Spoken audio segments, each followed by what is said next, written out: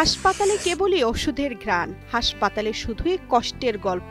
সেই হাসপাতাল রহিমাকে ছাড়পত্র দিয়েছে। কথা ছিল রহিমা আনন্দে খুশি হবেন। যেসব ডাক্তার, নার্স, স্টাফ এসেছেন বিদায় জানাতে, তাদের প্রতি জানাবেন কৃতজ্ঞতা। উল্টো মন খারাপ রহিমার, চোখ ছলছল, তার পা চলছে না। কোথায় যাবেন তিনি? পৃথিবীতে তার যে কেউ নেই।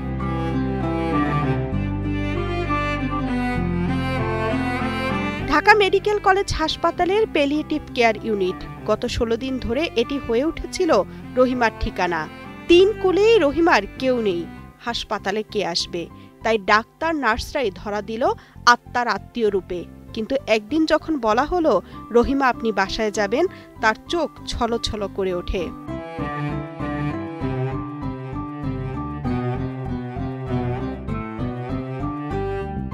তার অসহায়ত্ব নিয়ে গত 5 সেপ্টেম্বর কালের কণ্ঠের শেষ পৃষ্ঠায় ছাপা হয় বিশেষ প্রতিবেদন। শিরোনাম, বাবা একটু সাহায্য করো। এটি দেখে রহিমার সাহায্যে এগিয়ে আসেন সাংবাদিক জান্নাতুল ফেরদৌস মানুসহ সমমনা কয়েকজন। মইনুল ভাই, যিনি হিউম্যান এইডের খোকন ভাই, ওনার সাথে যোগাযোগ করলাম। মইনুল ভাই, আপু কোনো সমস্যা নেই, নিয়ে আসেন। একটা মাই তো, আমরা এতজন মানুষ আছে, একটা মাকে তো আমরা দেখতেই পারবো।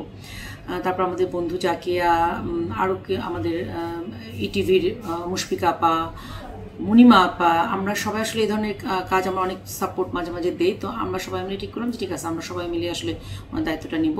এখন আমি আসছি ওনাকে নিতে, কিন্তু মূলত কিন্তু আমরা আসলে ওনার জন্য একটা গ্রুপ কাজ করছি।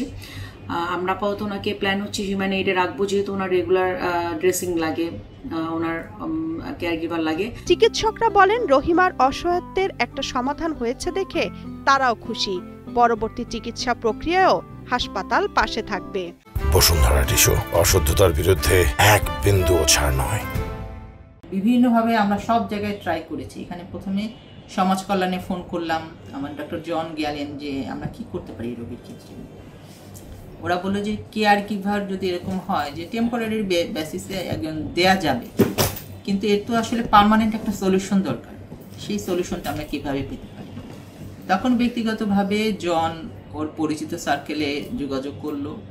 হ্যাঁ, সেই ক্ষেত্রে এই যে আপার নাম জান্নাতুল ফেরদৌস আপা, উনি ব্যক্তিগত উদ্যোগে উনি বলেন যে ঠিক আছে আমি চেষ্টা করব। উনি বোধহয় হিউম্যান এইডে উনি চেষ্টা করছেন। তো আপাতত আপার হাতেই আমরা তুলে দেব। উনি ব্যক্তিগতভাবে হিউম্যান এইডের মাধ্যমে রোগীর একটা স্থায়ীভাবে একটা সমাধান করবেন। তো আমরা খুবই খুশি একটা সমাধান পেলাম।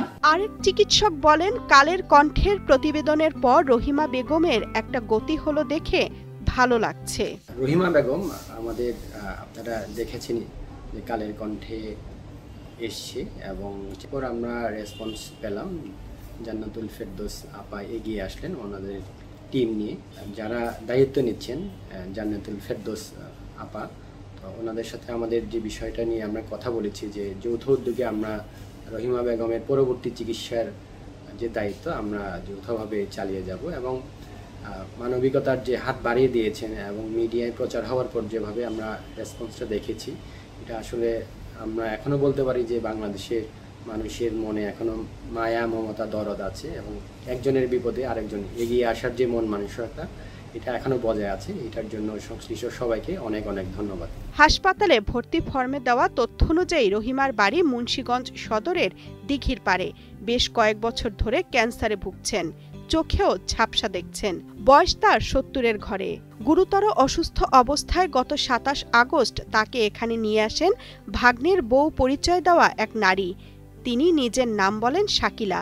সে নারী আর কোনোদিন হাসপাতালে আসেননি। পরে জানা যায় রহিমার আসলেই কোথাও কেউ নেই।